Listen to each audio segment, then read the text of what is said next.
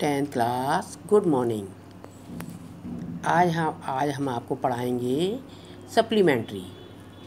ठीक है, सप्लीमेंट्री में चैप्टर का नाम है the inventor who kept his promise Thomson Alva addition.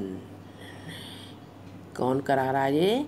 Addition का आविष्कारक जिसने अपना वचन पूरा किया, थॉमस एल्वा एडिशन। राइट, चलिए अब स्टार्ट करते हैं। पहले एडिशन के बारे में भी समझ लेते हैं। कौन था एडिशन? एडिशन भी एक बच्चा ही था। उसको एक्सपेरिमेंट से बहुत ही ज़्यादा लगाव था।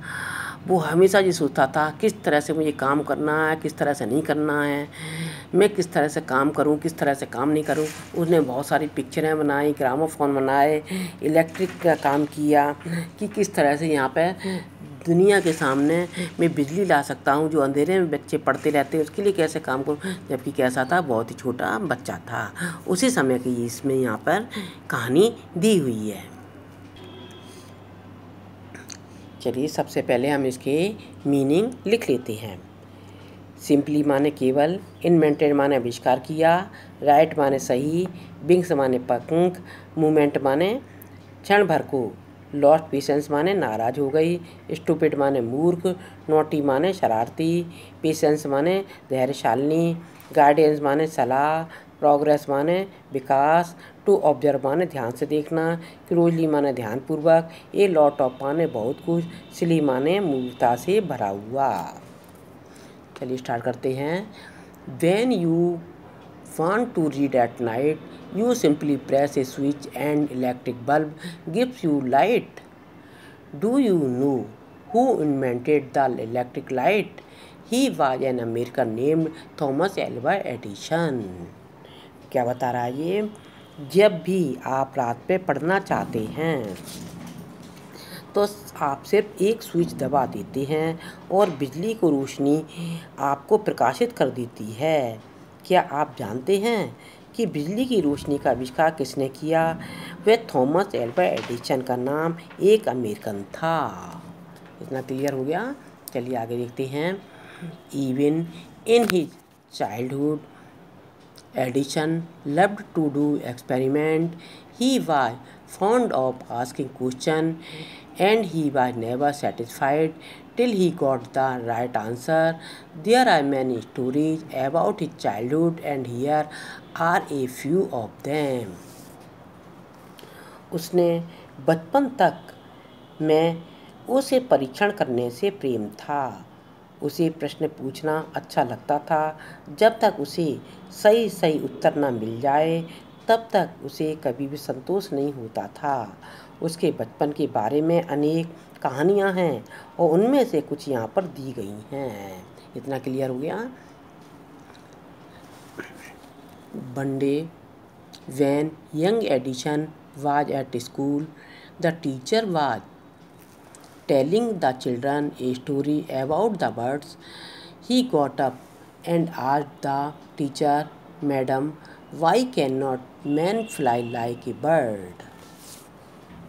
एक दिन जब एडिसन स्कूल में था, उस समय एक अध्यापिका चिड़ियों के बारे में कहानी सुना रही थी। वो उठ खड़ा हुआ और उस अध्यापिका से पूछा, "मैडम, आदमी पक्षियों के समान क्यों नहीं उड़ सकता?" Because man has no wings, replied the teacher. क्योंकि मनुष्य के पंख नहीं होते हैं, ये टीचर ने उत्तर दिया। The young man boy thought for a moment and asked her again, "But kites have no wings, but still we can fly them in the sky." उस छोटे से लड़के ने एक क्षण के लिए सोचा और उससे दोबारा पूछा, क्यों किंतु पतंगों के भी पंख नहीं होते और फिर भी हम उन्हें आकाश में उड़ा सकते हैं। इतना क्लियर हो गया?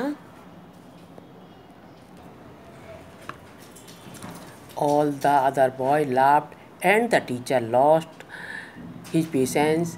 She thought the boy was stupid and naughty, and she asked his parents to take him out of school.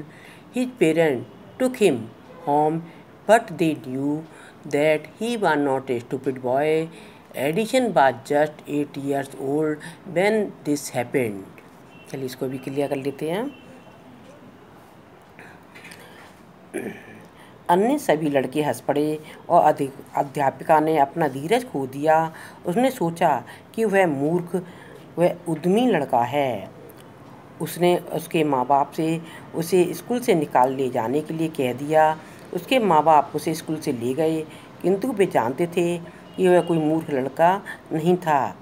जब यह हुआ उस समय एडिसन केवल 8 वर्ष का था। Young Edison found in his mother his best teacher. She was patient enough to answer all these questions. With her help and guidance, he made good progress. He used to observe things very closely and do a lot of experiment. Some of experiment were silly, but he learned a lot from them. नन्हे Edison ने अपनी माँ में अपनी सबसे अच्छी अध्यापिका प्राप्त कर ली थी। उसने सभी प्रश्नों के उत्तर देने के लिए उसमें धैर्य था। उनकी सहायता व सलाह से उसने अच्छी प्रगति की। वह चीज़ों को बहुत ध्यान से देखा करता था, बहुत से प्रयोग किया करता था। उसके कुछ प्रयोग मूर्खता से भरे हुए होते थे, किंतु उसने उनसे भी बहुत कुछ सीखा। इतना क्लियर हो गया।